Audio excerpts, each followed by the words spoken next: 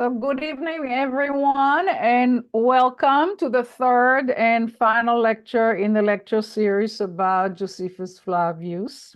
I'm Chavatiro Samuelson. I'm the Director of Jewish Studies at Arizona State University. I'm also a Regents Professor of History and Irving and Miriam Lowe Professor of Modern Judaism. So, as you recall, we began the series with Professor Françoise Mirguet, who situated Josephus for us in the historical context of the first century. And then we had last week the first of two lectures by Daniel Stein Kokin, and he helped us last week to understand how Josephus interpreted the Bible and how that interpretation sheds light on Josephus' Judeo-Hellenistic identity. Tonight, he's going to focus more on the reception of Josephus by Jewish and Christian communities over the centuries. So the Jews, to those people who are not totally aware, the Jews received Josephus indirectly, primarily through Sefer Yosipon, which is a 10th century kind of an anonymous text, actually, that reworked Josephus' legacy or Josephus' text with very complex textual transmission process. The Christians read Josephus either in Latin or in Greek. So once, I guess tonight we're going to hear more about this complex reception process. There are linguistic issues that are important here, but we'll hear more from Professor Stein Kokin, how it all works, not just on a linguistic level, but also on the cultural level, because there's a lot of give and take here, a lot of responses, almost to say one group writes the counter history of the other group. So there's a lot of give and take between the two groups that are reading him and interpreting him and trying to make sense of this legacy. You may recall, those who've been with us last week, that already introduced Dr. Daniel Stein Kokin, our speaker.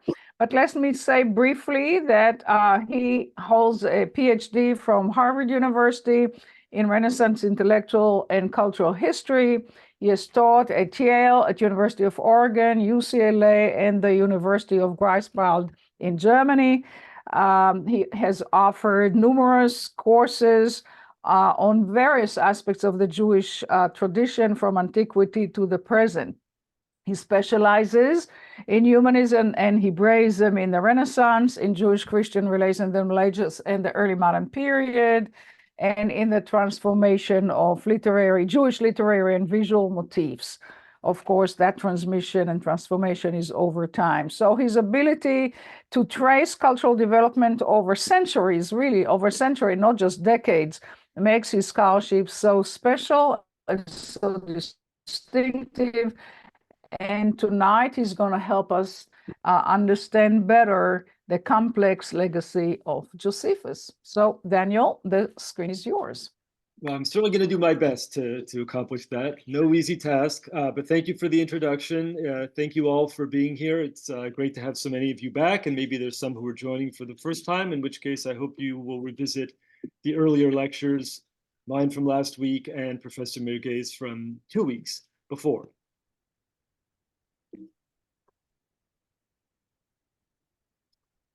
His thought as well as his tongue flow completely unhindered, like rivers which run through plains, effortlessly and with an even flow, not laboriously through rocks and rifts, forcing the minds and ears of those nearby to pay very close attention to them.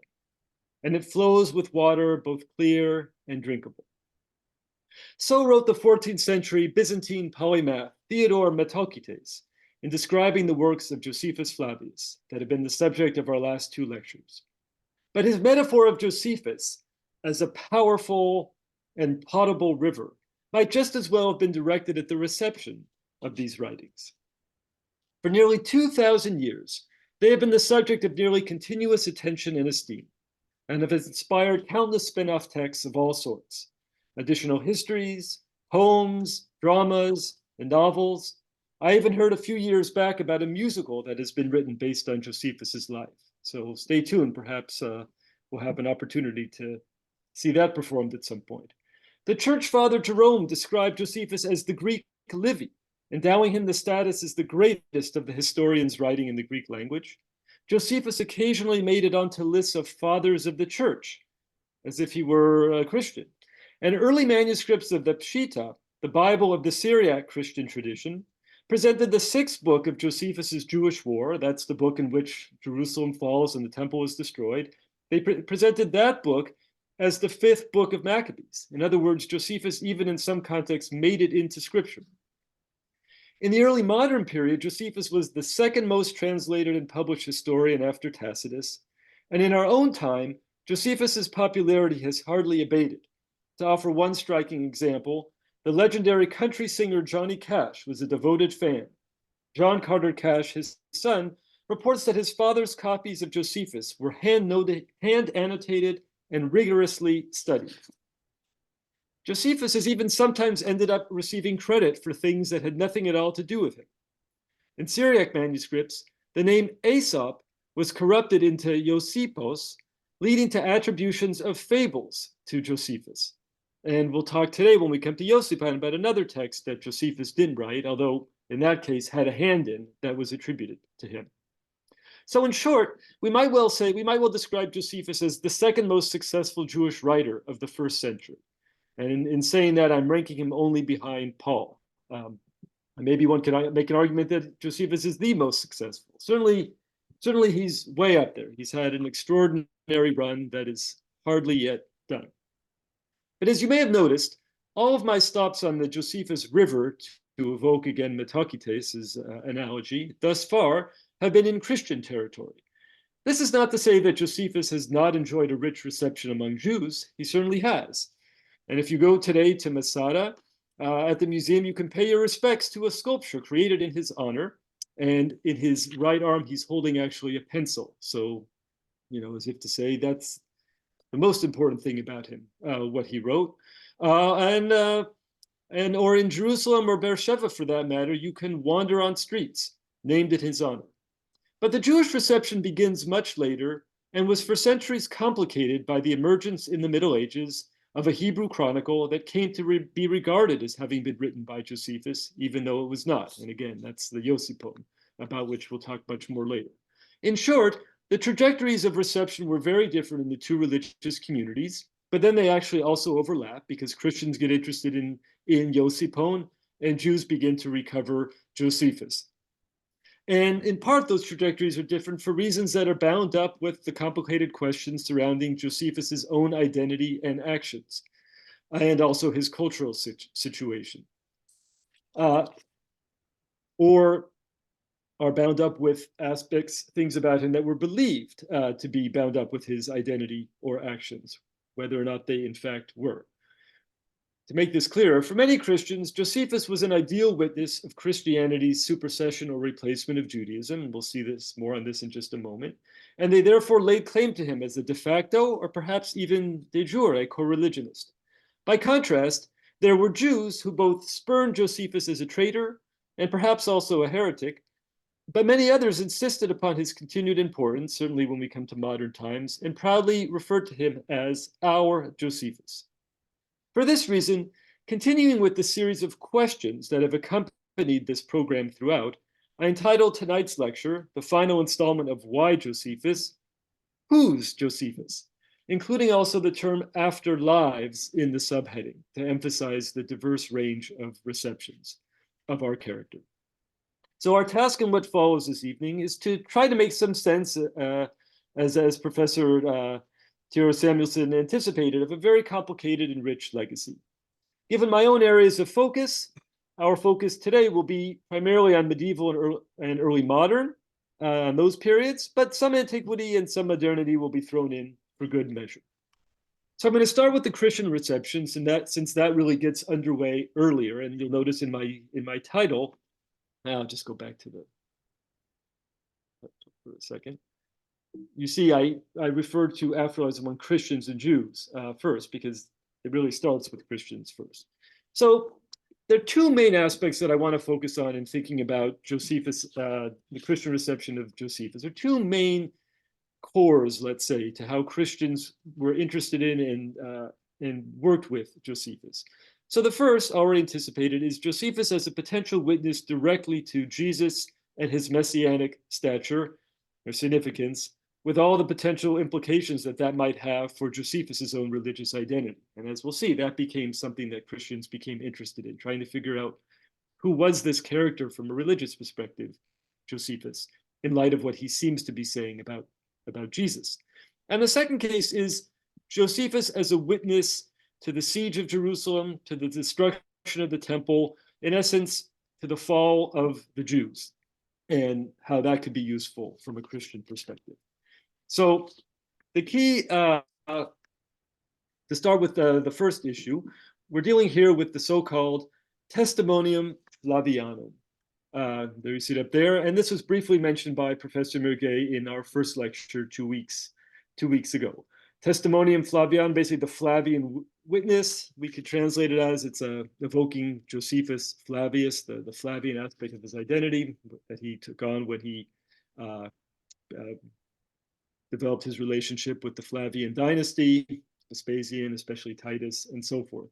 So there have been many different, before we read the text, I'll just briefly note, there have been many different positions on the status of this passage.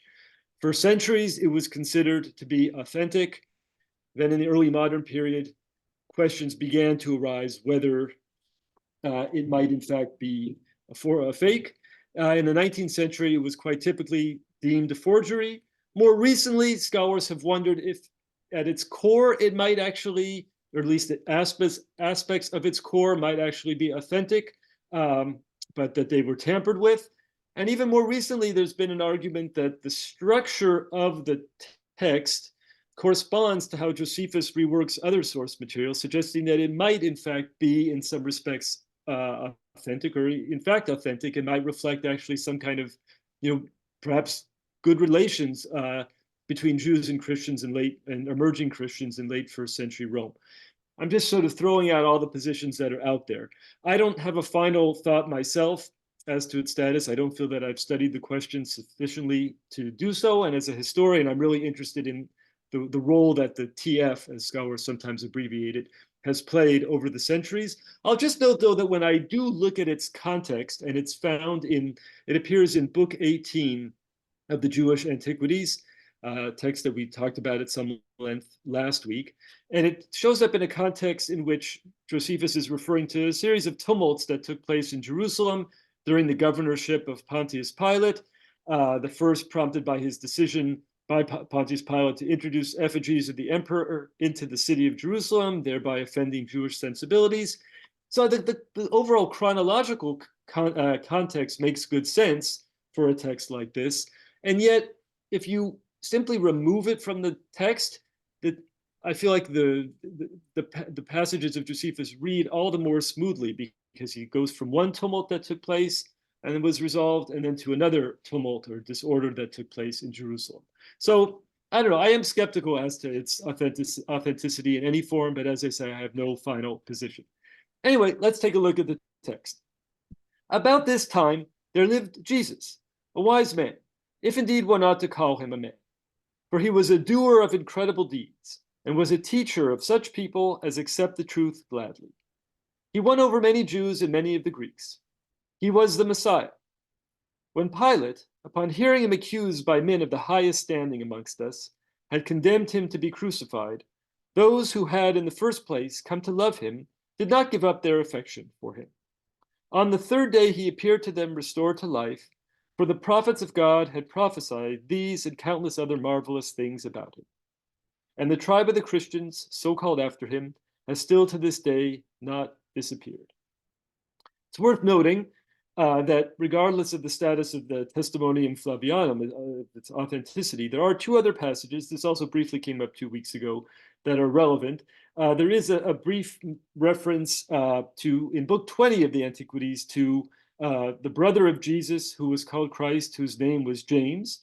And there generally aren't questions as to the authenticity of that passage. And then there's also one reference to John the Baptist that also is typically regarded as authentic. Okay, so as noted, the Testimonium Flavianum appears in the Jewish Antiquities of Josephus, but it's important to note that in the manuscript tradition, it often actually appears as a standalone text that's placed at either at the end of the Jewish War or the beginning of the Jewish War, or in one manuscript, even after Book 2 of the Jewish War, sort of in between, in the midst of the Jewish War. And Book 2, Book 2 closes at basically the high point of the Jews' success in their Great Revolt against the Romans, that again began in 66 CE. So it's sort of, it shows up there, and then as you keep reading in the Jewish War, things begin to go downhill until you come to Book 6 with the destruction of the temple in Jerusalem. So this it's quite interesting to me that we find the TF, the Testimonium Flavianum, in this context, often in the Jewish War. So at the very, it's been, one important scholar suggested, well, this was added because pious readers would otherwise miss a reference to Jesus in this work. And so it creates a kind of nice symmetry that you encounter the testimonium in the Jewish antiquities, and now you encounter it also in the Jewish War. One could also point to this as a way of Christianizing the text. And especially by placing it at the end of the Jewish War, it offers a kind of Christian supersessionist postscript to what had otherwise basically been a Jewish story. That is to say, the Jewish War ends with the destruction of Jerusalem and the temple, as we've noted. And then right after that, you encounter this report and this reference to the continued existence of the Christians up into this time. It really has that notion of Christian replacement of Jews. Or if you encounter it even before, at the very outset of the Jewish War, it sort of preps you. It already colors your reading of the Jewish War, and so you have a certain narrative in mind, even as you enter into a text that initially had nothing to do whatsoever with Christianity or Jesus when Josephus wrote it. The testimonium first shows up in the 1st century. The church father Eusebius is the first known reference to it. It also shows up later in that century in the context of Jerome, the great church father and translator of scripture. And it's quite widely, although not universally, cited for centuries thereafter. In my own research, in my own home base of Renaissance Italy, I was actually sort of surprised in research that I did on the reception of Josephus in that period to how scant the references in the 15th century were to the Testimonium Flavianum. To my knowledge, it's only in the late 15th century, in the context of the great Florentine philosopher Marsilio Ficino, who we'll mention more in a little bit, that we really encounter a clear use of it. And so that's something that surprised me, for which I don't have a great answer. Perhaps more evidence will turn up. In any case, I just throw that in there to note that while this passage was very widely known, it was not, again, not universally. It doesn't always show up when we expect that it might. In any case, as we head later into the early modern period, as I already anticipated, there does start to be some skepticism on the part of European Western scholars as to its authenticity, which prompted also some pretty strident responses. So just to give you one example, I'll turn to Abraham Wheelock, who lived primarily in the first half of the 17th century. He was a professor of Oriental languages and the first professor of Arabic, specifically at Cambridge University in England. And he responded to such challenges as follows: "I would as soon let Josephus be wholly lost to the world as to allow the Christian church to be deprived of that jewel." The jewel, again, being the Testimonium Flavianum, as if to say, just this little paragraph is worth as much or more than everything else that one encounters in Josephus. Nonetheless, it's actually important to highlight just how much Christians did use other aspects of Josephus's narrative, even if the TF was, to be sure, the crown jewel. So, and to this, I turn now to the second point that I raised when I began this foray into the Christian reception of Josephus.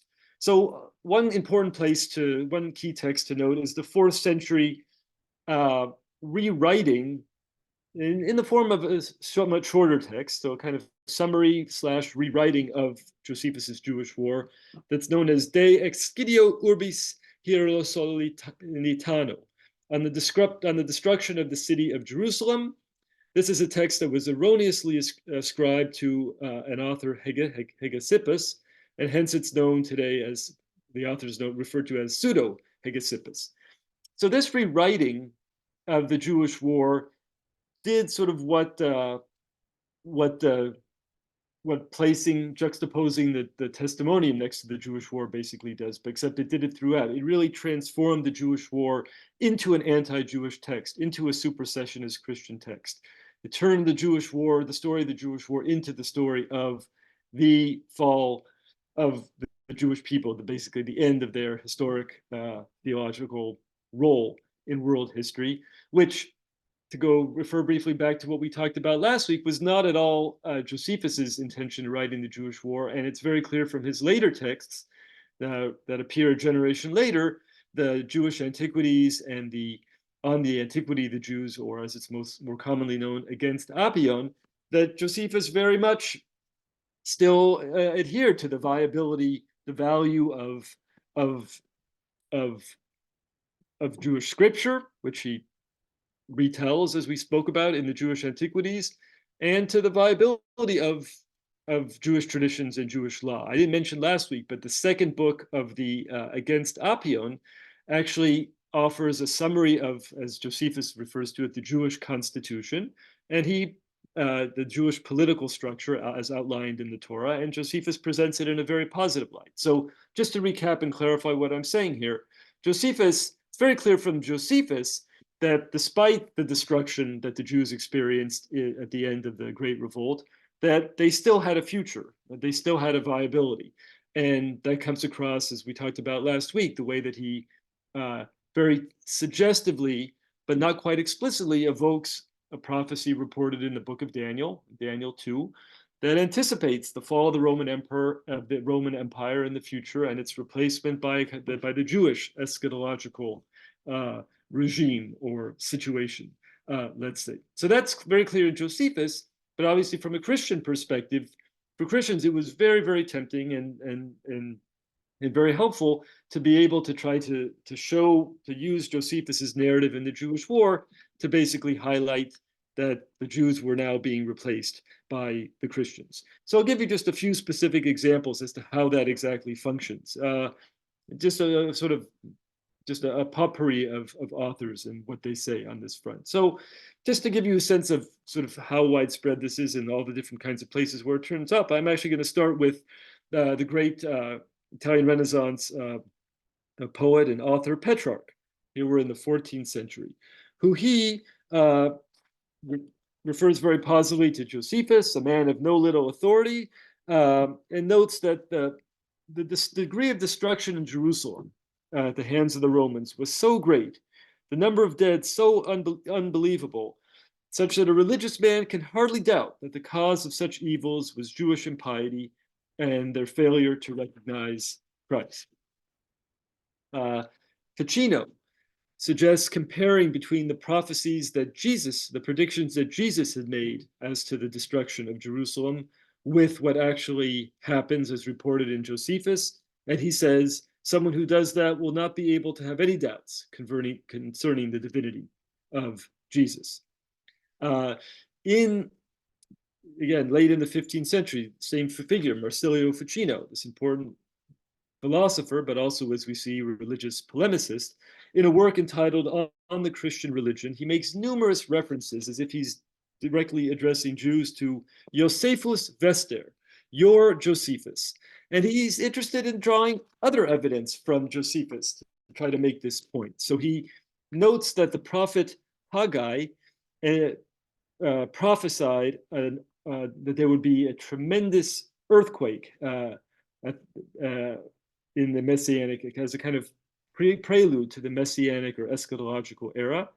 And then he combines that with Josephus's report of an earthquake of unprecedented ferocity in the 7th year of the reign of Herod, around the time of Jesus's birth, to basically say, see, you see. And so this is, I think, interesting to showcase. Again, it's not just a testimonium. Here, Ficino is basically saying, we see evidence that Josephus provides enables us to see that Old Testament prophecies have been fulfilled, and so forth. All righty, but to me, what's actually most interesting in this Christian use of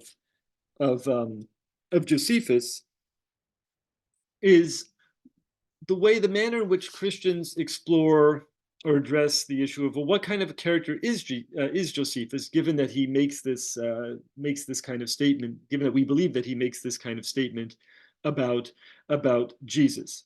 So here I'm going to turn to now I'm in the 15th century, important humanist and actually the librarian at the Vatican in this period, a man named Bartolomeo Platina, who was authored a series of papal biographies entitled Lives of the Popes, which actually opens with a life of Christ, in which the testimonium is prefaced by the following comment.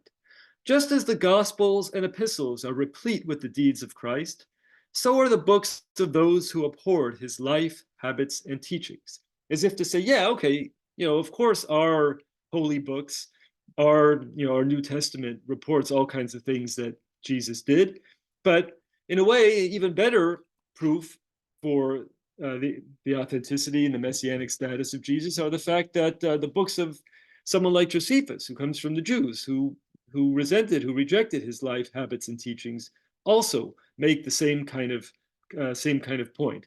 This Platina, by the way, was very interested in Josephus and actually prepared and published an edition of the Jewish War, again in the second half of the 15th century.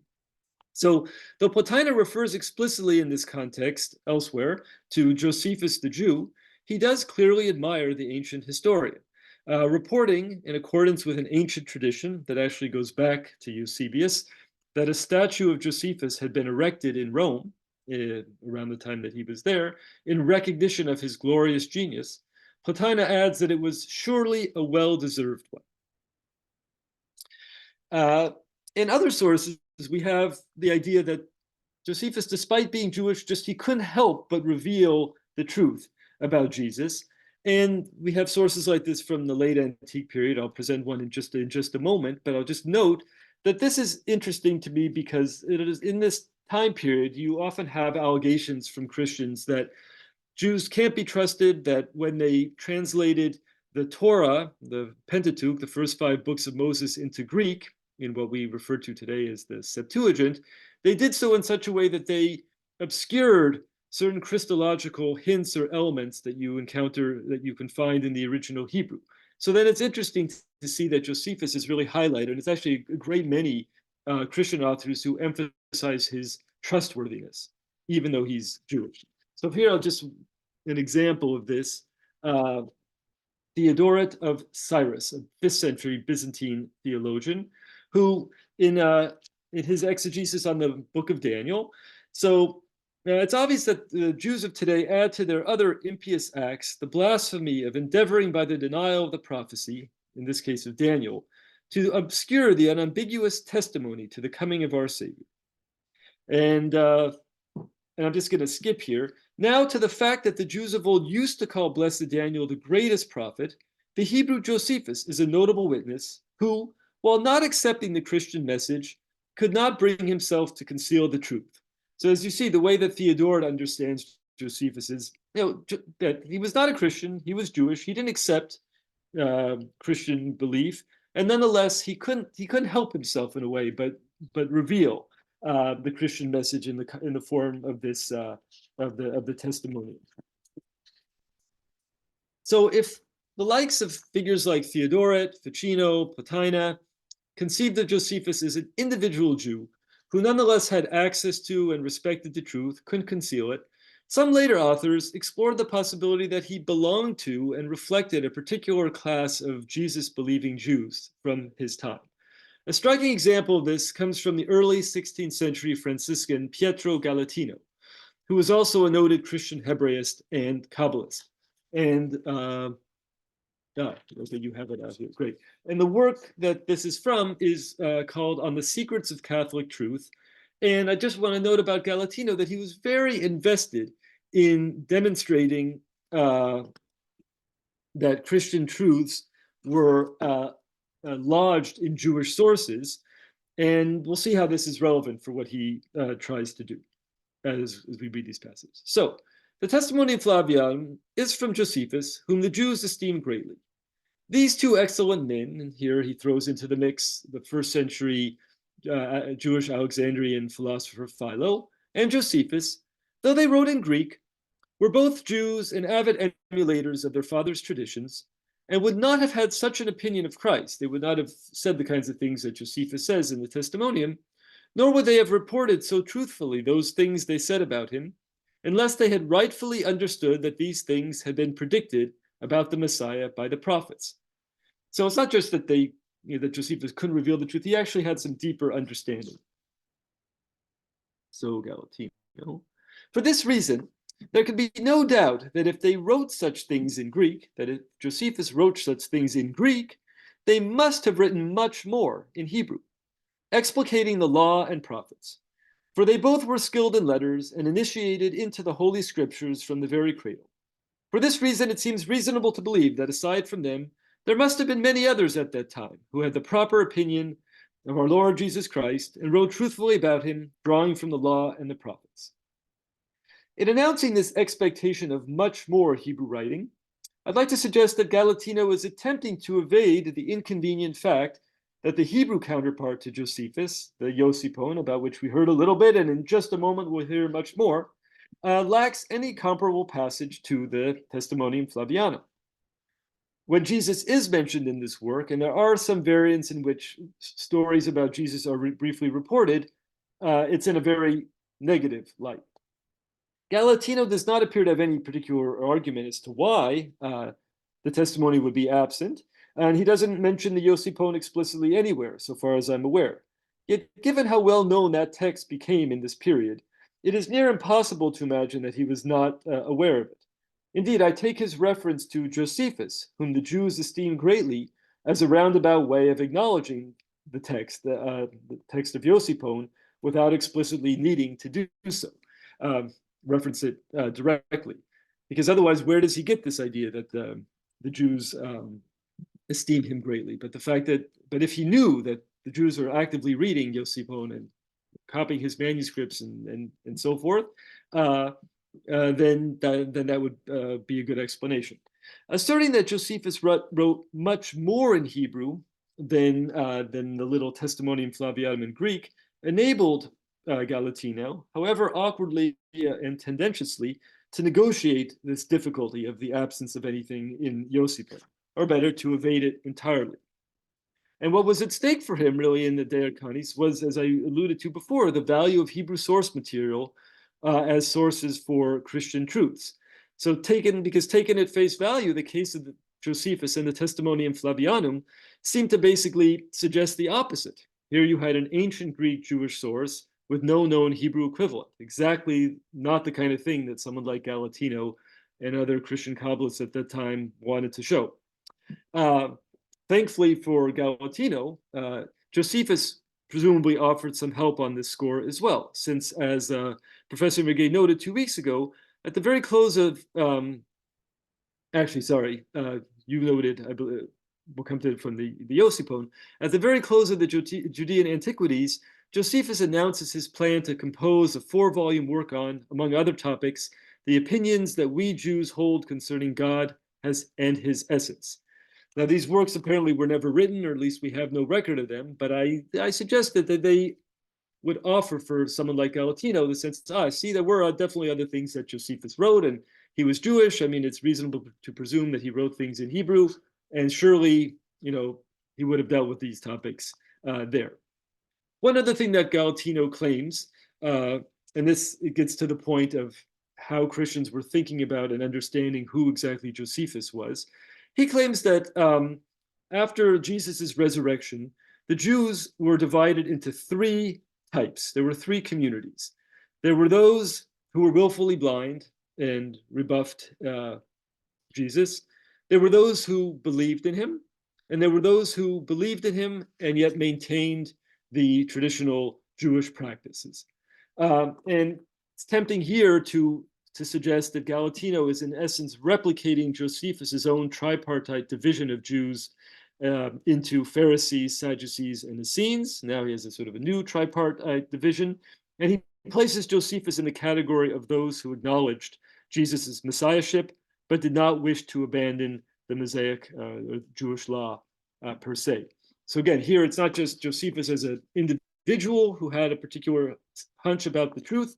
Josephus actually stands for, the Testimony Flavianum stands for a much larger corpus of Josephus's writings, and Josephus himself is but a member and stands for a much larger class of Jews at that time.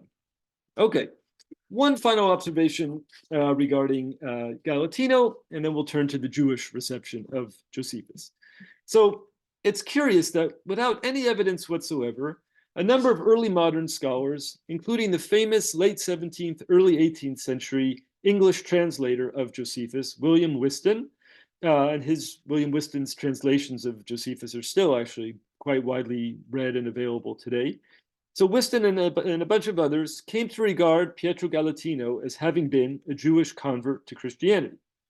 Why? He wasn't, and there's no real evidence to suggest that he was. Here's my suggestion. Whiston argues that Josephus was a Jewish Christian himself. He calls him an Ebionite, and the Ebionites were a Jewish Christian sect in the early centuries of the Common Era. So that, according to Whiston, Josephus belonged to a Jewish Christian group. And Whiston praises the converted Jew Galatino, for alone among all our learned men who have of late considered the testimonium for deducing that Josephus was a Jewish Christian. From Whiston's perspective, an interesting parallel thus arises between Josephus and Galatino. They both turn out to be Jews who came to accept Jesus' messiahship. Given the uniqueness of Galatino's understanding of Josephus, it can be argued that precisely the assumption that he himself had been a convert explains how he alone achieved this insight. In short, my suggestion is that Galatino's particular understanding of Josephus's religiosity ironically led to Galatino himself being remade by certain later authors in Josephus's image. In a sense, yet an additional indication of the ancient historian's contribution to Renaissance identity formation. Okay, now let's turn to the Jewish reception of Josephus. And how are we doing on time, by the way, Lisa? We're at 7:38. You have plenty of time. Okay, all right, 20 great. minutes? Sorry? 20. Okay, yeah, it should be fine. Okay, stop me if need be. All right, so the silence in classical rabbinic sources regarding Josephus is so pronounced, and I think so frustrating for many scholars, that they have searched far and wide for some possible indications of rabbinic interest or awareness or contact or of their controversial co-religionist, something. Thus, Louis Feldman, the great dean of 20th century Josephus scholarship, who I introduced last week, speculates that Josephus may have been the unnamed philosopher with whom, according to a midrashic text, 4 great rabbis, among them Rabbi Kiva and Elazar ben Azariah, met while in Rome. So we have this report in Midrash that 4 rabbis went to Rome. They met with some philosophers. They wanted his help vis-a-vis the emperor on a certain matter. And so Louis Feldman speculates maybe it was Josephus with who they met. And he notes that Josephus at one point refers to himself as sort of as proficient in the philosophy of the Jews. This came up last week, and to what degree is Josephus a philosopher? So Josephus does at one place refer to himself as very keen or in the know of the philosophy of the Jews. So, okay, but should we at all regard this encounter as having really taken place? And even if it did, what do we make of the fact that the rabbinic source refers to the philosopher as a pagan? So I'm pretty skeptical about this claim. It's fascinating to think about, but how likely really? Another attempt, noting that many Babylonian rabbinic texts evince parallels with passages from Josephus that are lacking in Palestinian rabbinic sources. So again, you have basically in ancient times and in late antiquity, you have rabbinic sources that emanate from the Palestinian Jewish cultural center, and you have rabbinic sources that emanate from Babylonia.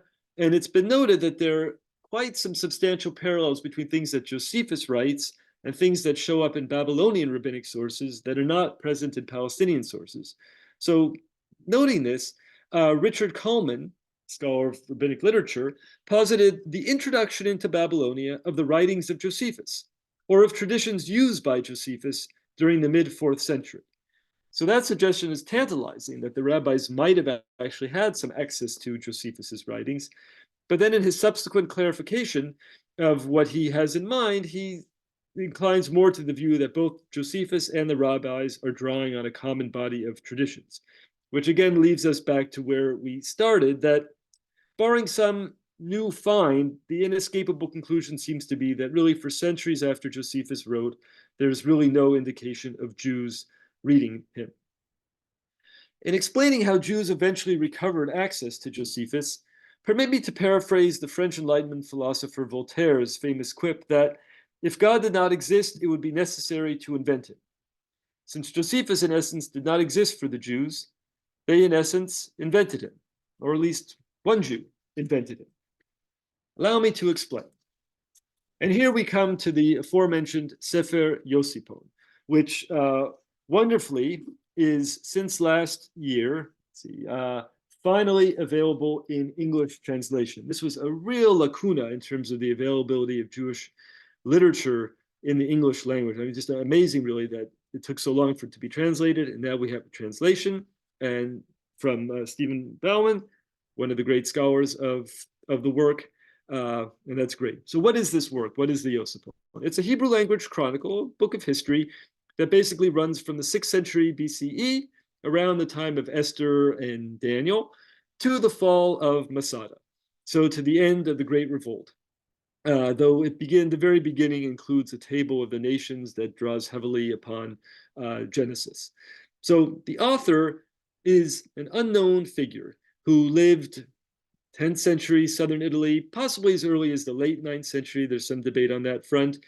We don't know exactly where he operated, but there are reasons to think that it was in the area around Naples, in part because of some of the geographical information that he gives, also because of just the clear, wide range of sources that he had access to.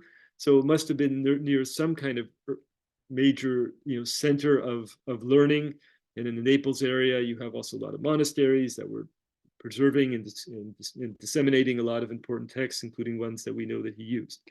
So the work is chiefly based on the above-mentioned 4th century Latin De Excidio, on the destruction of Jerusalem, but many other sources. So the author was clearly very learned. He knew Latin, and he clearly had access to an excellent library. So he makes use of the 1st and 2nd books of Maccabees, which had also been basically completely absent from Jewish consciousness for centuries. He also seems to have had access directly to Josephus's Jewish War and to his Jewish antiquities, as well as to literary texts like Virgil's Aeneid. And he works them together elegantly into a text that tells the Jewish story in a coherent way. And the emphasis on elegantly, I will really hold to that.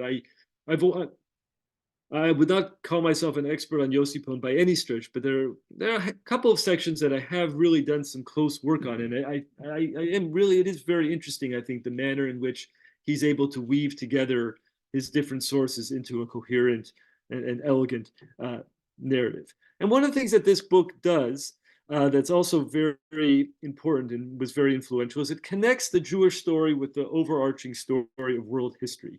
And he does this in particular by connecting the biblical story with the story of Rome. I actually want to just read a very brief excerpt, and I apologize that I don't have this on the slide, but hopefully it will be comprehensible. So he starts here by referring to a figure, Zepho ben Eliphaz, a son of and Eliphaz was the son of Esau. He's picking up these names are mentioned briefly in Tanakh in the Bible, so he's sort of Yosipon or his source are basically weaving a whole narrative based on hints in the Bible. In those days, Zepho ben Eliphaz, son of Esau, of the brother of Jacob, fled from Egypt. It is he whom Joseph had captured when he went to bury his father, Israel, in Hebron. The sons of Esau had tried to stop him, but Joseph defeated them and captured Zepho along with their best men of the sons of Esau, and brought them to Egypt. And after Joseph's death, Zepho fled from Egypt and came to Africa, to Aeneas, the king of Carthage. Aeneas received him with great honor and appointed him chief of his army. So you see what happens here? We have basically a narrative that, again, connects the Bible to Rome, actually ascribes to the line of Esau an important role in the story of Rome, and also suggests that it was actually an early, basically, defeat or imprisonment of these ancestors by the Jews that sort of, in a way, gave rise to important aspects of the Roman story. So it both integrates Jewish history into a larger world history and grants that Jewish history actually kind of pride of place in that story. So, and since, as we noted before, the De Excidio had been stridently anti-Jewish, our anonymous author made numerous changes. De Excidio had had included the Testimonium Flavianum. Our author leaves it out. De Excidio had referred to and really sort of lingered on all the horrors of the siege in Jerusalem, all the terrible acts that were carried out inside Jerusalem due to the terrible conditions there, that all sort of attest to just the utter downfall of the Jews. Our author leaves them out. And perhaps the most important change relative both to the De Excidio and to Josephus, going back to the Jewish War, is the ending of the text. Josephus's Jewish War, I've noted a few times that it's book 6 that features the destruction of Jerusalem and the temple, but the Jewish War has 7 books, and Josephus loved the number 7. The number 7, it's a very Jewish number, and it's a number that betokens redemption. And so the fact that there are 7 books is not an accident. Josephus wants there to be a book after the destruction of the temple because the story is not over. The story continues, but nonetheless, there are things that are not so wonderful that are found in book 7. Josephus reports the triumph celebrated by Titus in Jerusalem, in which all the temple implements were paraded, the basis for the Arch of Titus that we can still visit in Rome today. And if you look at the very end just about at the very end of the 7th book, Josephus also reports the destruction of the temple of Onias. This was a second Jewish temple that actually existed in Egypt, in the district of Heliopolis. And so it's not just that one temple is destroyed in the Jewish war, but both temples are destroyed. So even though the number 7 is significant, nonetheless, the work ends on a very down note. So, and as does De Excidio. Josephus instead closes with the Masada episode, the famous story, the famous last holdout of the Great Revolt on that desert mesa near the Dead Sea, Masada. And so you might say, well, but Masada is not such a great note to end on either. And that is true, but he offers a very different take on Masada than that found in either Josephus or in the Pseudo-Hegesippus De Excidio. Whereas in Josephus's Masada, the people who are actually up there are a pretty distasteful group. They're the Sicarii. They're just the most brutal, thuggish of the Jewish rebels. And of course, the end is that they decide collectively to commit suicide.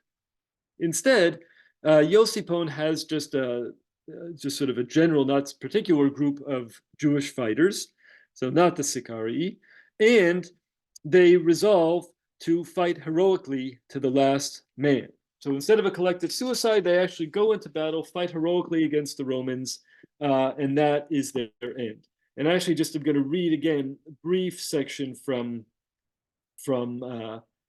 Josephus here. And so actually there is some suicide in the sense that, well, collective suicide in the sense that each man gathered his wife and children to the square of Masada, and each kissed the members of his household and embraced them. And then basically the men drew their weapons. They say, it's good for you to weep and die here rather than die amid the idols of the Romans. Then the men drew their weapons and slew their wives and their sons and their daughters, and they cast them into the cisterns of Masada, and they closed them up and filled them with soil. And the army moaned throughout that night in weeping and lamenting and great grieving and with much mourning. But then they rose early in the morning, and all of them went out together as one man, from the city in savage fury and fought against the Roman horde, and they killed many of them without number until all of them were finished in the fighting. Up to here, the end of Jerusalem, the holy city, and the people of God and his portion. May it be the will of the God of heaven that he may have compassion upon us and upon his people and upon his city and upon his house and upon his temple and upon his sanctuary and upon his portion swiftly in our days. Amen. Do you see there's a kind of heroic aspect to the end, and there's a very pious aspect to the end that points to, hopes for, longs for a messianic fulfillment. In other words, the story is sort of suspended for the time being, but it's not completely over. And this notion, what I just read, actually played a very important role in the 20th century, in the early 20th century, in the creation of the Zionist or Israeli Masada myth, which became, for Zionism and especially early state Israel, a sort of a kind of model of heroism. That these people, that these ancient rebels, that they fought, they fought to the very end, and the notion emerged from an important poem that was written by poet Lamdan in 1926, that Masada shall not fall again. And this poem was very much directly inspired by what I just read. And the poet writes, after these things, the men left the city and challenged the Romans to fight, kill too many of them to count. The Jews thus had fought until they all expired in the battle, dying for God and his temple. Okay, so again, an emphasis on this heroism. Okay, so, but to turn back to Josephus, what explains the emergence of such a document in the southern Italy of the 9th or 10th centuries? Again, after sort of a millennium of silence, suddenly you have this book that is retelling a lot of what Josephus wrote, and becomes immensely successful, becomes actually the most important work of history for Jews in the Middle Ages. So what explains the emergence of such a text, and what explains its great success? There seems to have been some kind of swelling of Jewish pride or Jewish cultural renaissance in southern Italy in this period. After centuries in which there's really no trace of Hebrew, though we know that there were Jews living in that part of the world, suddenly there's this tremendous Hebrew revival, and a number of Hebrew literary works appear around the time of Josephus, including a translation of the first book of Maccabees into Hebrew, which, as I mentioned before, had also been basically lost or forgotten by Jews. Perhaps it was related in some form to the advances that the Byzantine Empire made in Italy in this period, a kind of revival of the Roman Empire, perhaps spurred on the part of the Jews there a need to sort of reinvest in their own history and their own identity, and in particular to tell a Jewish story vis-a-vis Rome that was satisfying. Possible explanation. So in terms of its popularity, there's a number of reasons. So one, and here I'm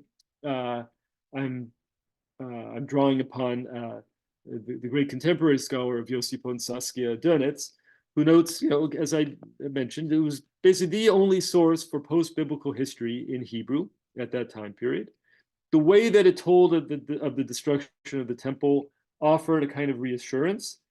And here's really the point that we're going to linger on now for a few moments. It came to be believed to have been the Hebrew original of Josephus's Jewish war.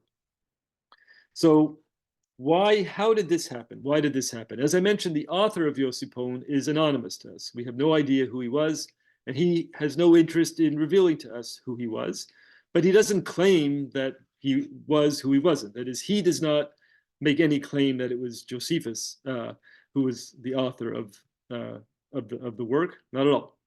But Josephus is featured as a character in the story, and we see this happen in a number of literary contexts where a character, an important character in a work, comes in by the tradition to be understood as the author. Just one example that I'll give from the Middle Ages, the Zohar, the Book of Radiance, the flagship text of the Jewish mystical tradition. Shimon Bar Yochai, 2nd century rabbinic sage, features very prominently in many portions of the Zohar, but is not indicated to be the author, but the tradition came to regard him as the author. And in the case of Sefer Josephus, even though the work was written in the late 9th or in the 10th century. It underwent numerous changes, exists in quite a number of different versions.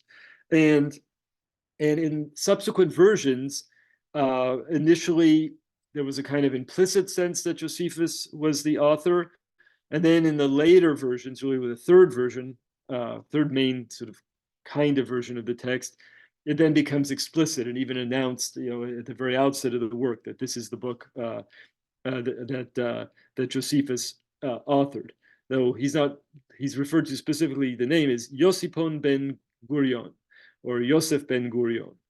And if that Ben Gurion sounds a bit familiar to you, yes, it gives us a good sense of how popular and important the Yosipon was, even down to modern times, that yes, it inspired a particular David Gruen to change his name to David ben Gurion.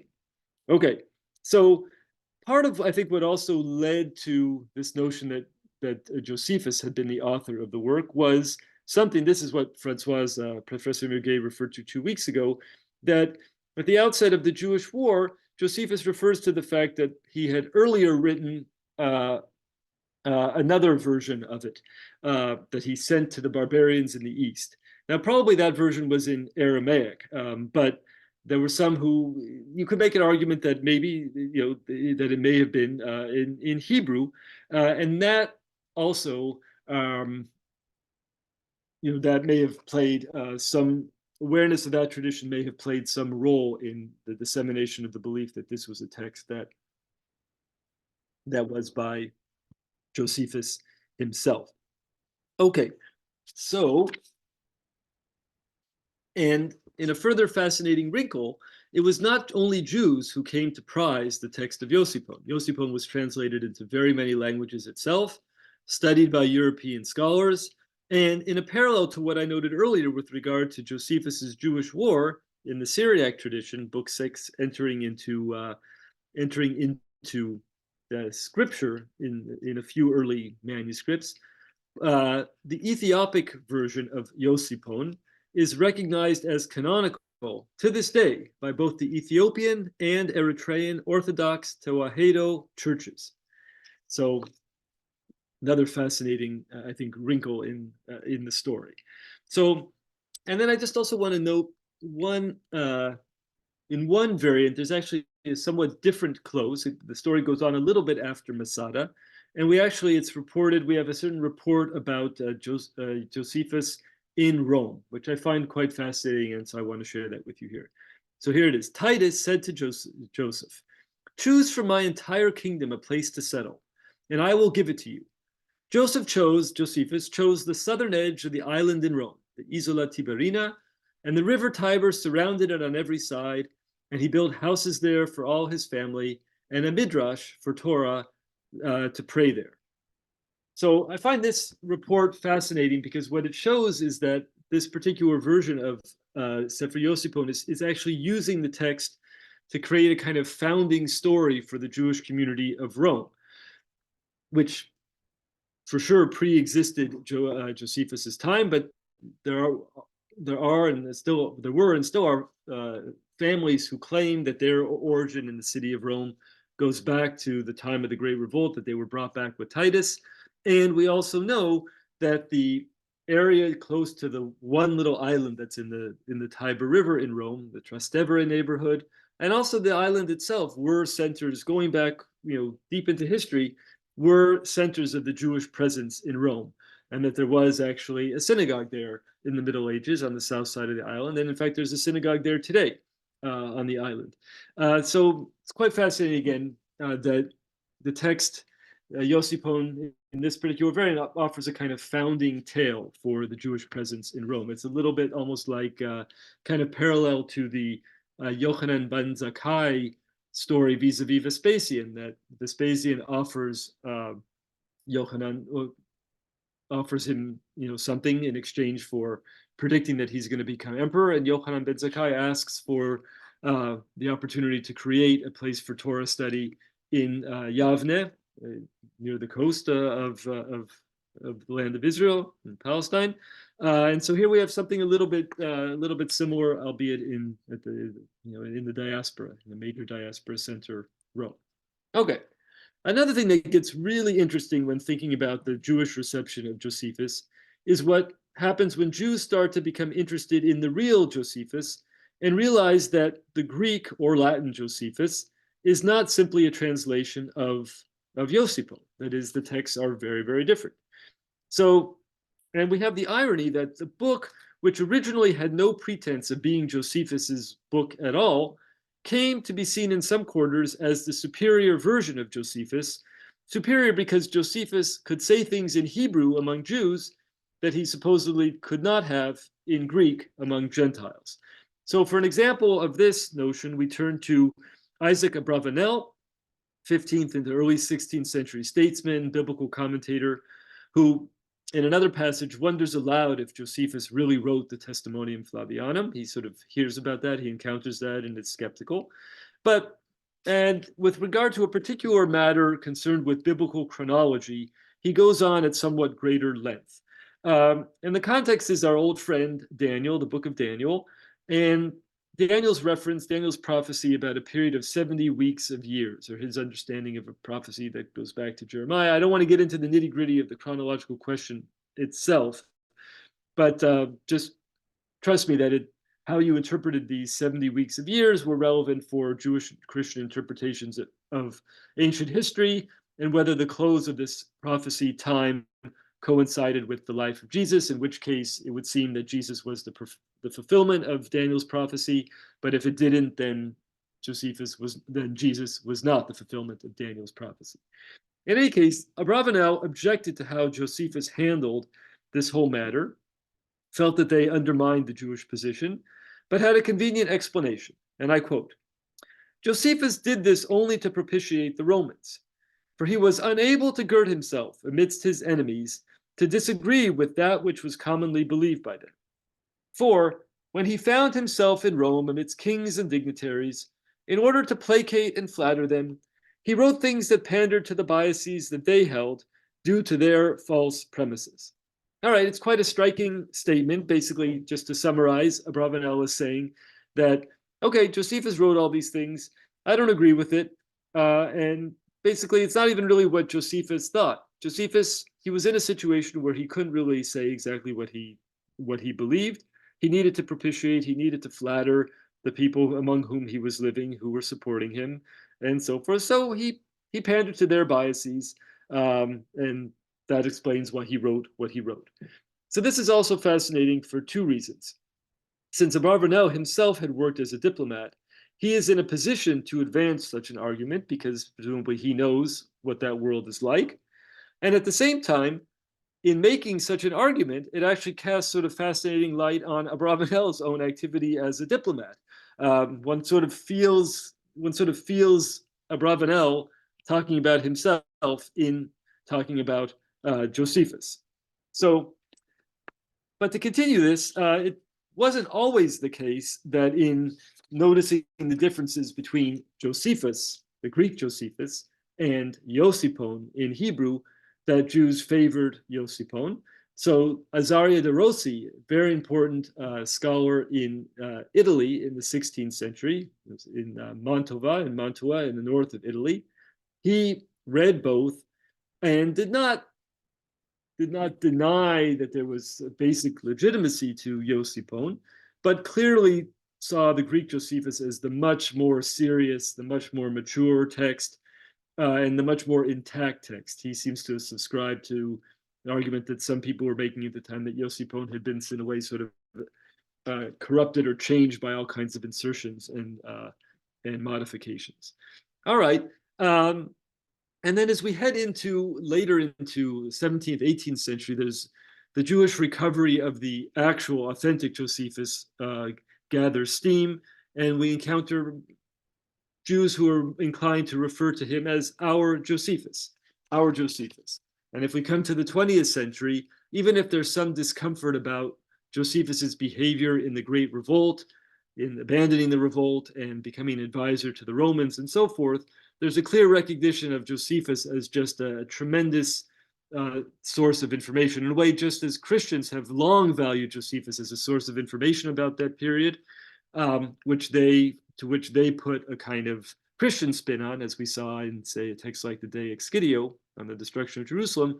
Modern Jews have, in a sense, returned to Josephus, or reclaimed Josephus as an important source of their history, their ancient history, but of course, read it in a Zionist light, or in a light that enhances Jewish heroism. And going around Israel today, you are frequently dependent on Josephus as your guide to tell you about what happened. And often at national parks, there'll be sort of plaques that will report excerpts from Josephus's accounts. I'm thinking in particular of the site of Gamla on the Golan Heights, site of a kind of Masada-like end for the rebels there. It's only thanks to Josephus that we know that there was anything that happened there. And a lot of archaeology has been done there and corroborates that there was in fact a battle there. And it's sort of celebrated as a site of testimony to ancient Jewish heroism. Let's see, I have a section here, sort of the last little bit, where I would talk a little bit about how Josephus served as a model for Jewish and Christian writers. Is it all right if I go on a few more minutes, or is it best if I stop now? What do you think, Lisa? I'm fine either way. Go ahead. Go ahead. Okay.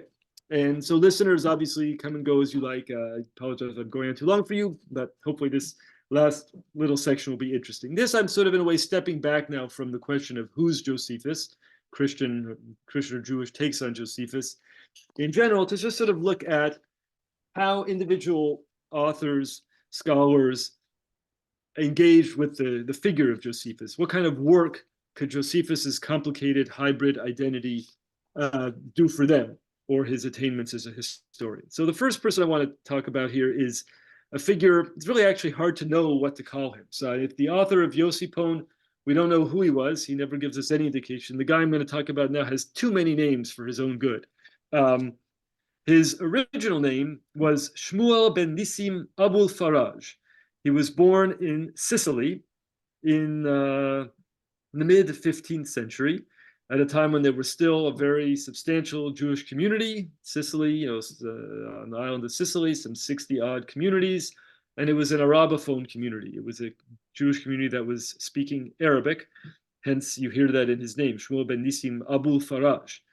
Anyway, he converts to Christianity. Sicily at that time had come under Christian rule. It actually belonged to the Kingdom of Aragon, Spain.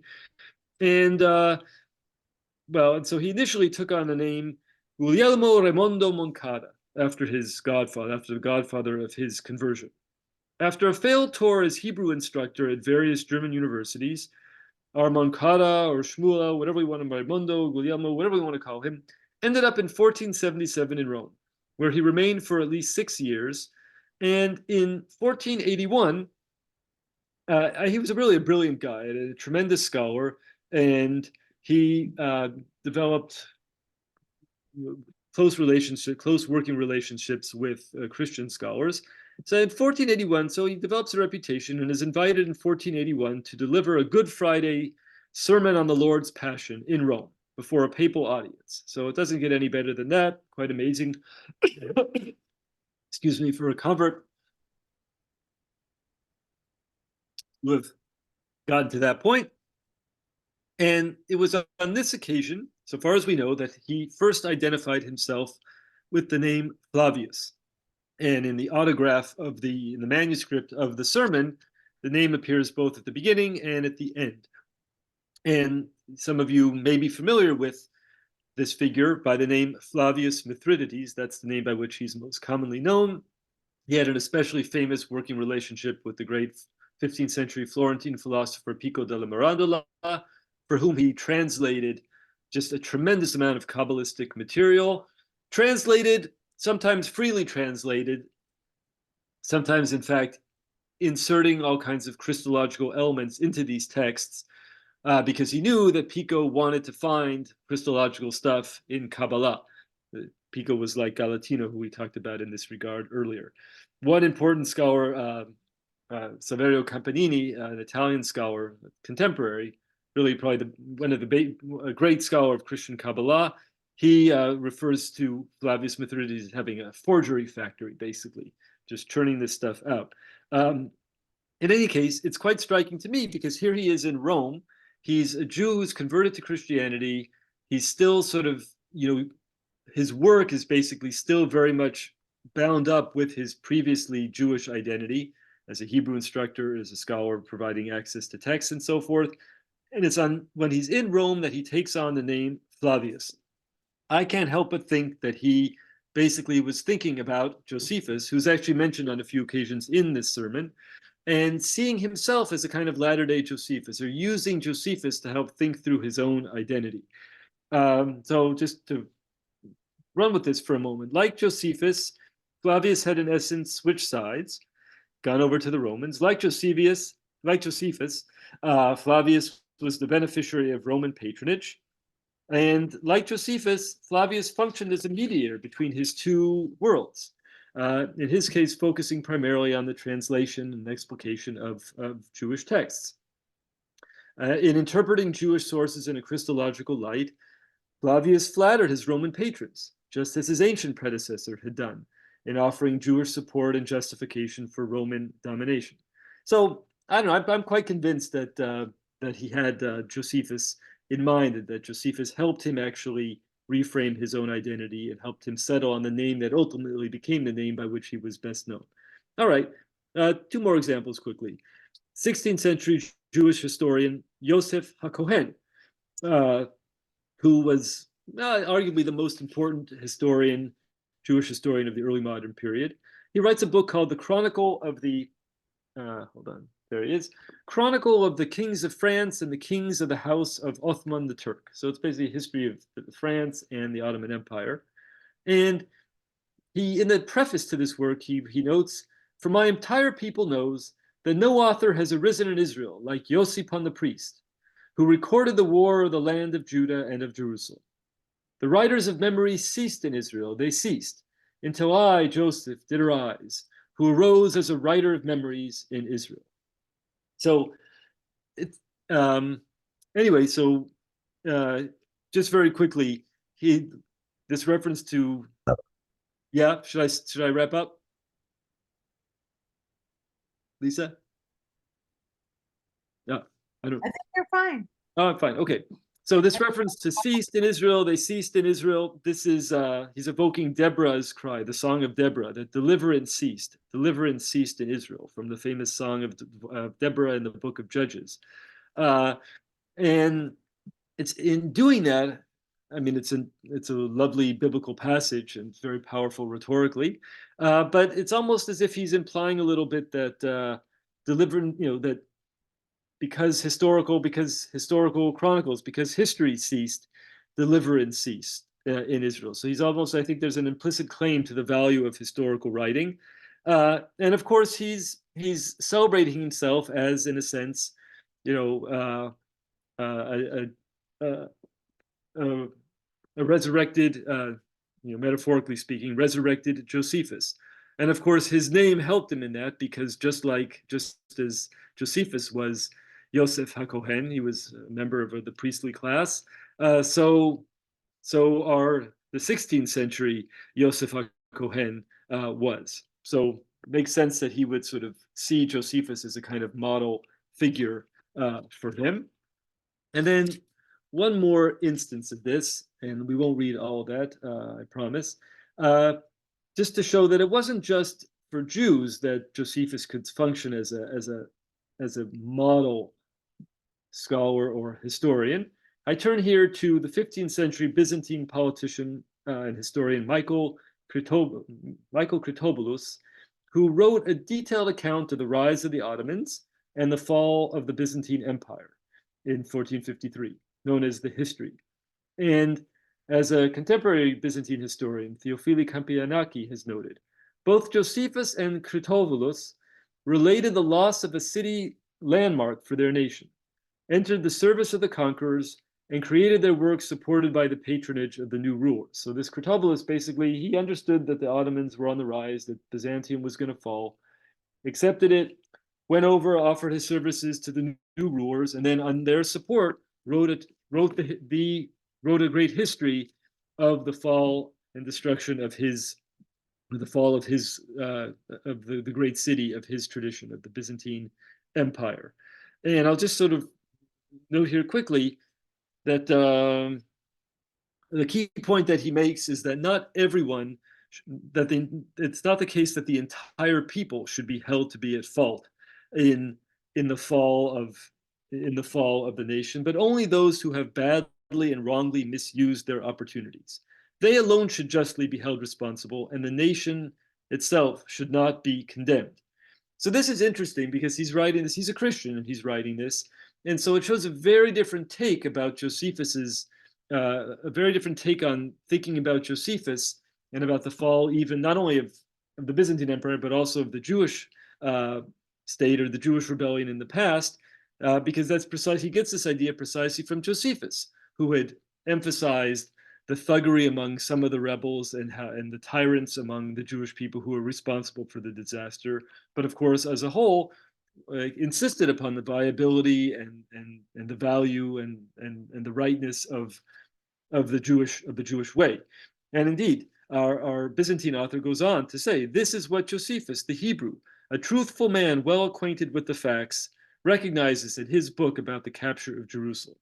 He praises the skill and valor of the Romans and exalts them very truthfully in his discourse. He also reproaches the evils which appeared within his own nation, but he frees from blame those who had done no wrong. This is what I also shall try by all means to do, not shrinking in the least, but preserving in every respect what is fitting and true. All right, so I'm basically going to wrap up here, but just to me, this is again a wonderful example of how Josephus, for a Christian, could be a model of how to go about writing a history that's not, inflected in particular with Christian theology and so forth. This is just Josephus as a model historical writer for a Christian who wants to write the history of the fall of his own empire, of his own city, Constantinople. All right, so to wrap up, what I've tried to do this evening is to tell, it's an immense story, so we could only tell very small portions of it, but to give you some sense of how Josephus was read, received by Christians, what were some of the dominant factors in that reception, how Josephus was initially not received at all, basically lost by Jews, but then reclaimed, at first indirectly through the Josipon, then more directly as Josipon became Josephus, and then eventually directly to Josephus, and then to give you some sense of how Josephus could function as a kind of model, for the identity or historical craft of individuals. Two Jews, or one Jew, one Jewish convert to Christianity, and one Christian. All right, so I'll conclude here. Obviously, I welcome your questions, and hopefully we'll have some general discussion that will also, in a sense, try to tie together what we've done in these three talks. Thank you for being here. Thank you, Daniel. This was fascinating and very complex. I don't know if people can really follow all the intricacies of the story. No, and I apologize if not, but that's what Q&A is for. So yeah, so can you go to the Q&A, or do you want me to read the questions for you? Let's see. Q&A.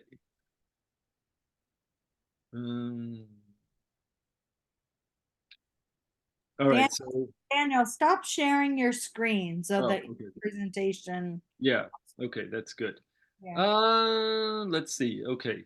All right, so first of all, there's a note here. Jesus's deity was not established until later in the Council of Nicaea. So Josephus's reference, if indeed one ought to call him a man, was probably added to the text. So I have no problem with that observation. And I'm curious, as well as feel free to chime in at any point with any of these comments or questions. Yeah, I mean, again, I don't feel I'm not an expert on the critical response or evaluation of the testimonium, but I would. There are other Christian. I don't really understand. There are other Christian texts that do talk about the divinity of Jesus. So it could be. Yeah, that's true, actually. I mean, it could be an early. It could be. I'm not sure. I get it actually. It could be an early addition to. Yeah. Okay. So, Yanis Tiligakis, following question. Are you aware of any linguistic analysis of Josephus's writings that try to pinpoint its linguistic genealogy? Did people write the way Josephus did in the time he is supposed to have composed his works? All right, so that's a great question. And I do feel that I've seen that there was something that I saw fairly recently that was interested in trying to look at stylistic differences from maybe different sections of his writings, in part also to try to see if maybe there were, Josephus at one point refers to assistants who helped him. Maybe were there different people who were sort of writing, and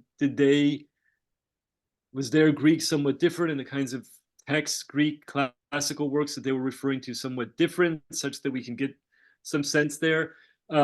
Again, I'm not enough of an expert to say. In a moment, I will ask if Francois is something that I'll just note that a lecture I heard not too long ago from Steve Mason, one of the outstanding Josephus scholars of our own time, who was talking about Josephus's Greek and noted, for example, I mean, certainly the people have done the kind of work of really looking to see what kinds of words are being used and what authors use these words. And he said one of the things that really surprised him was how much Euripides, how much from the tragic author Euripides shows up in Josephus.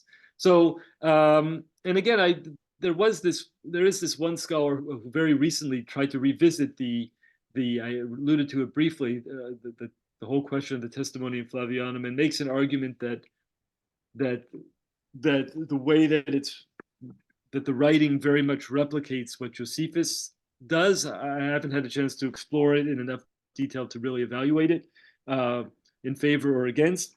I guess, though, one wonders, could not that writing style have been imitated by somebody? So anyway, would you like to add something, Francois? Well, I was actually about to say pretty much the same. So most of the studies about Josephus' stylistic, the style of his writing, indeed have been performed in relation to the hypothesis that Josephus used different sources. And those studies, I mean, those are already done. I mean, those are already a few, like 1 or 2 decades old, but do show indeed a unity in Josephus' works. So kind of disproving his use of sources, at least, they really refute the idea of Josephus as a compiler, like organizing sources. I mean, he has a certain style which is consistent throughout his work. Then about the who, like whom does he write? That's a great aspect of the question as well.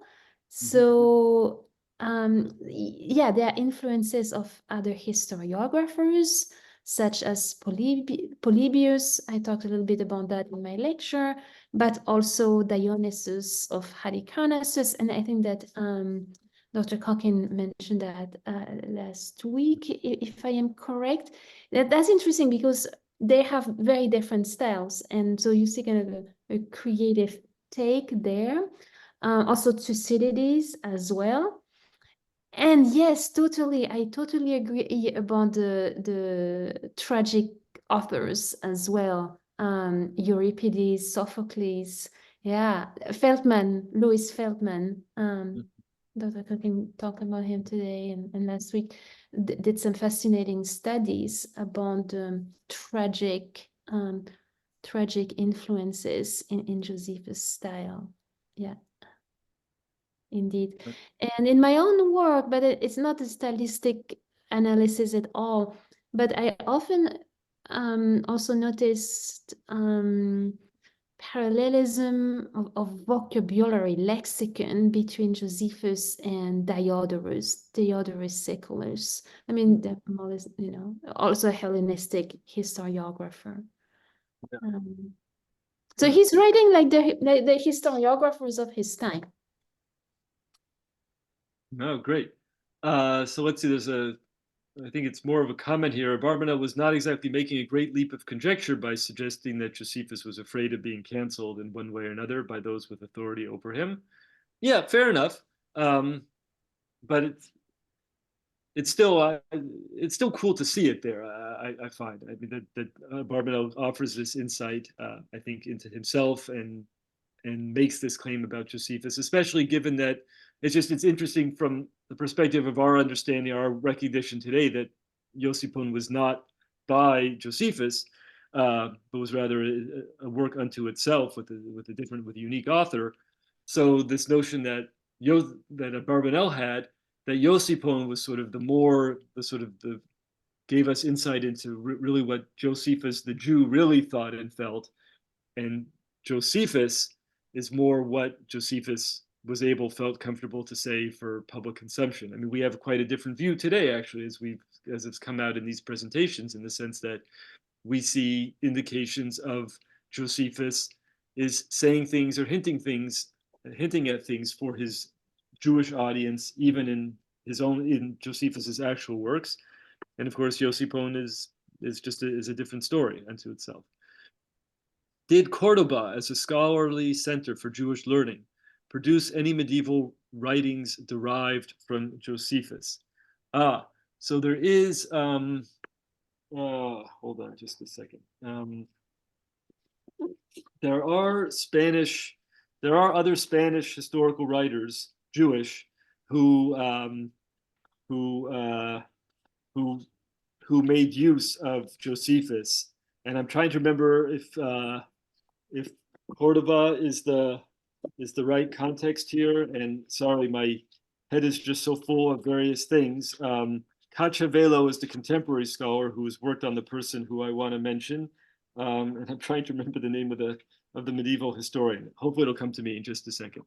But maybe we go on if there are other things. I don't know. I see there are a bunch of chats. I haven't had an opportunity to look at them. So if there's something there that we should address, Lisa or. No, we're good. Just stick with the Q&A. The chats are taken care of. I may have a question actually, Daniel, if I may, unless you want to first to address. No, please go ahead. Go ahead. Yeah, I was wondering if one can find in the early modern period conversations between Jewish and Christian readers of Josephus. Mm-hmm. If the emergence of Josephus and its success actually stimulated somehow exchanges between the two communities. Yes, actually. On Josephus, yeah. Yeah, actually here, this is another recent book, Reading Jewish History in the Renaissance by Nadia Zeldis, Israeli scholar. And she really is concerned with precisely this matter. Her underlying question is she wants to understand when did European scholars figure out that Josipon was Josipon? When did they figure out that it wasn't actually an authentic work of Josephus? And in that context, she does deal with cases where there was interaction between Jewish and Christian scholars who were talking about. There's some indications that Pico had some exchanges with some of his Jewish teachers, or possibly Flavius Mithridates.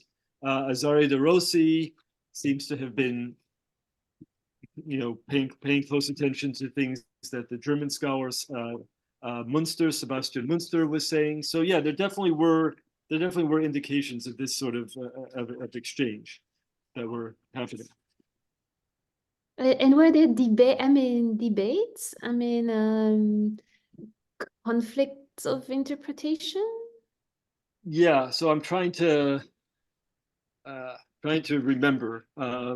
Yeah, hopefully maybe more will come to me. Yeah, I wrote a review of this book. I've read the book, but sorry. No, I understand. Yeah. Yeah. Thank you for the reference as well. Yes. That sounds fascinating. I will look it up as well. I guess by way of finishing this very learned conversation for the last 3 sessions, maybe you can you kind of enlighten us, at least it's a question that is of concern to me. How would you assess the place of history in Jewish culture or historiography? On the one hand, we are talking about very few of them. On the other hand, maybe even though the numbers are small, but maybe the importance is way beyond the numbers. So if you can reflect on that, because it's a question that has a theological meaning. If you do history and if you write historiography, why do you need theology?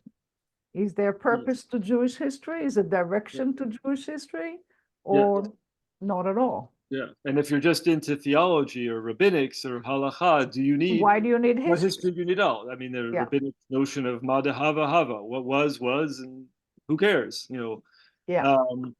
Just first of all, the historian, the medieval Spanish Jewish historian who is Abraham ibn Daud. Sorry. Oh, Sefer HaKabbalah. I wanted to say that, but I'm glad you came to it. Yeah. So there's a lot that he gets from Yossi Pon. So that's the answer to the question that came before, or at least to point towards an answer to that question. So this, first of all, I'd say that there's been something of a shift in the thinking here. That you mentioned Yosef Chaim Yerushalmi's famous book Zachor from 1981, I believe, that really sort of opened up in Jewish studies this whole question of history versus memory, and really sort of offered a kind of skeptical take on the value of history, even coming from a distinguished historian. And sort of said, at one point in that book, he says, history is the faith of fallen Jews. That is to say, if you're really at home in the tradition, you don't need history because you have memory. You have memory. I mean, you need a certain amount of memory about, certain archetypal events that happened. Jews are commanded every day of their lives to remember the Exodus from Egypt. The memory of the temple is embedded in every, daily prayers and so many rituals and fasts and so forth. But there's a kind of cyclical character to this and a very archetypal character to this, really memory more than history. And that's, Yerushalmi's end with, that's really sort of all you need. And that's why in the medieval period, according to him, you really don't have history. But I think the view has changed and been nuanced a lot because I think we understand much better now than we did 40 some odd years ago how influential, how important Yossi Pon was, and that there was Ibn Daud, that there were people who, again, maybe not so much, but there were historical texts that were being written, that were being circulated. And first of all, I mean, it's part of, even if you don't necessarily need it, say, in the purest sense for your Jewish, need it, nonetheless, you still might want it to some degree as somebody who's existing in the world and wants to have some understanding of the world. But it's also true that a lot of these, historical texts, they do tell narratives. And so they tell, the narratives that they're telling tend to have some kind of inflection, theological/historical. And what I mean by that is, I noted that the Deus Scidio is retelling Josephus in a very Christian way. And the Yossi Pon is retelling the story of the Jewish revolt in a very Jewish way. And so I made, different types of individuals, need or have an interest in different kinds of literature. For some people, maybe a literary text offers or the memory is sufficient, but for certain kinds of intellectuals in the cultural elite, there may be, they're a bit more curious. They desire a bit more than just what the archetypal stuff from the liturgy and from offers. And so they do turn to history. They turn to works like Yossi Pon. So I guess what I'm trying to say is, I think there is something of a role. I wouldn't, and I guess maybe I don't distinguish so absolutely between theology and memory and history. And I'd say there's much more of these concepts, maybe they overlap to quite a large extent. I'll stop there for the moment. Perhaps Francois wants to say something, and perhaps you want to reflect on that, or perhaps there's what I've said has stimulated some kind of question or comment. I mean, To me, the issue for Yerushalmi, and it's about modernity. So for Yerushalmi, you need history, and the move to history captures the core of modernity. So for the modern Jew, historiography is the faith of the fallen Jew, but it's only the modern Jew who is a fallen Jew, not the pre-modern. That's right. Yeah, for sure. That's his understanding. But again, I think a medievalist today would say, well, but what do you do with Yosipon? I mean, were the readers of Yosipon, were they fallen Jews? No, but they were reading a text that really is a work of history.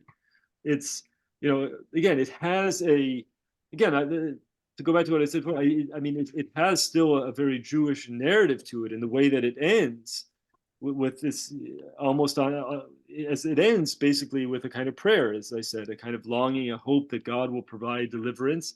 But it also ends on a note of heroic fighting. So it's different than simply what the rabbis sort of provided Jews. The rabbis provided Jews with messianic hope, but they very much downplayed any sort of emphasis on human initiative or human heroism. If you look at the rabbinic authored insertions for Hanukkah, God provided the miracle, God judged the wicked, Dante et dinam, and so forth. So how to explain that? So I think that the Yerushalmi paradigm has a lot to commend it, but it doesn't quite. I don't fully subscribe to it. Also, because I think in modernity today, there are plenty of religious Jewish historians. They're not fallen Jews at all, and they're very serious historians. So how do we understand that? And I think it has to do. I think one way I explain it is different kinds of human beings seek different kinds of answers, or they ask their questions in different ways, or they need different degrees of detail. And a certain kind of person wants the kind of detail that history provides, as opposed to, again, archetypal memory. Oh. Interesting. Okay. Françoise, last word. Oh, so certainly not the last word, but it's a very very interesting conversation, seeing also the role of history in the scriptures after all. And you were asking me, after the first lecture about the role of historiography in Second Temple and Hellenistic Judaism. I mean, I also have the Book of Maccabees. So in antiquity, I mean, there was efforts to write, to write a history. So yeah, but the people who wrote the Book of Maccabees are tied to the Hasmoneans, are tied to a certain political structure that doesn't exist anymore in the Middle Ages. So as a scribe of kings that have to make a certain case for what they're doing, good or bad, it makes sense that we will have the Book of Maccabees. But in the Middle Ages, without that political structure, but you have there's only one king, and that's God after the fall of the temple. So that I think is the issue here. Who has political authority? Who really calls the shots in the story of the Jewish people? Is it God, or is it human being? And that's why to rabbinic Jews or pre-modern Jews, history is not that important. In the modern period, it becomes very important. And then the shift is from basically Jewish identity becomes a matter of ethnicity, becomes a matter of politics, because it becomes secularized. So that's one way of secularizing the Jewish experience in the modern period. But I guess, again, I would say around the time that Yosipon is being written, Yerushalmi talks about the early modern period as you get sort of this brief sort of flourishing. But again, but we see it in the 10th century, the 9th century, with this this flurry of works that are written. Maccabees is translated into Hebrew then. It's very interesting in the absence of the political context. And again, would we say, was Josephus a fallen Jew? I don't think so, actually.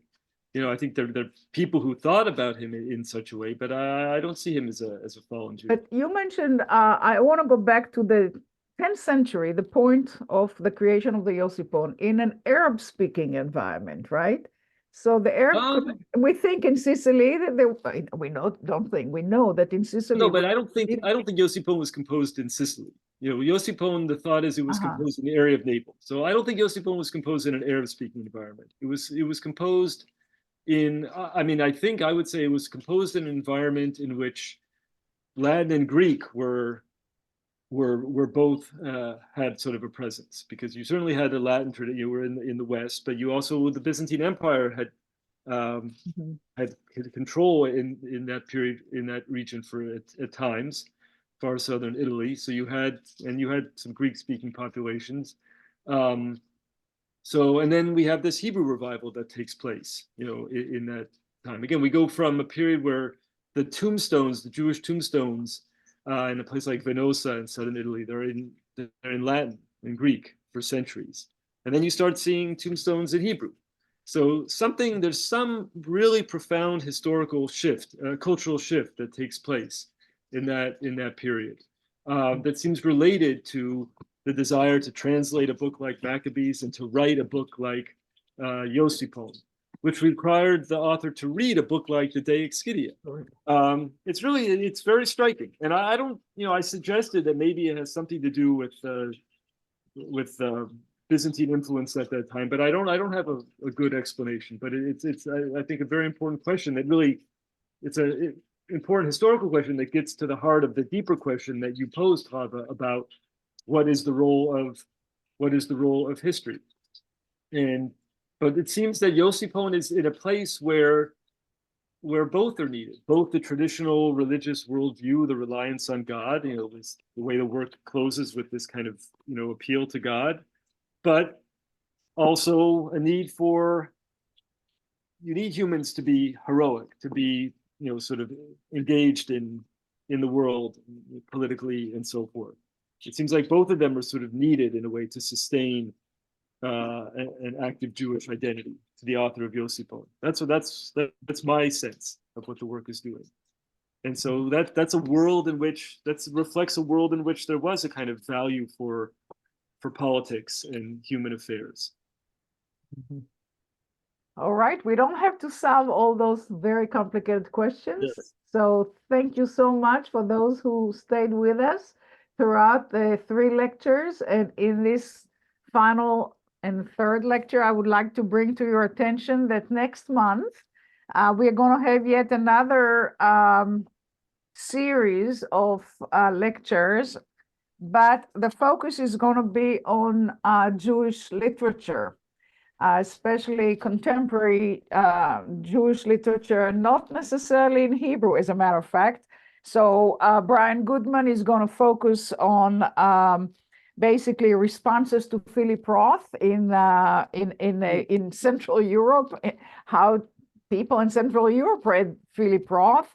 We're going to have Joe Lockhart talking about David Grossman, the Israeli author, and how he handled certain political issues. And then Natalie Lozinski-Vich is going to speak about German Jewish literature. So just to show you, I guess that's a nice way of ending the conversation on Josephus, that Jewish culture produced so many genres that are really different from just the Midrashic mindset, or just a Midrashic style, or just the rabbinic way of thinking and doing things. And if we're going to talk about Jewish studies, we need to know all of those expressions of Jewishness. And it comes in literature, in prose, in poetry, in folk tales, in all sorts of things that we don't always think as Jewish. So there's a lot to the Jewish which is beyond rabbinics. I guess that's one way of saying it. And since you just mentioned Jewish German literature, just to sort of tie the upcoming series together with this closing series, one can't help think of Leon Feuchtwanger, the great German Jewish writer, who produced a trilogy, a Josephus trilogy, 3 novels about Josephus's life. So, and one could have done a whole series of lectures just on those books, but they're quite excellent, and I'll again reflect how Josephus could be, very stimulating in terms of identity exploration for someone like that, a German Jew who was also, became a German Jewish exile. Yeah. All right.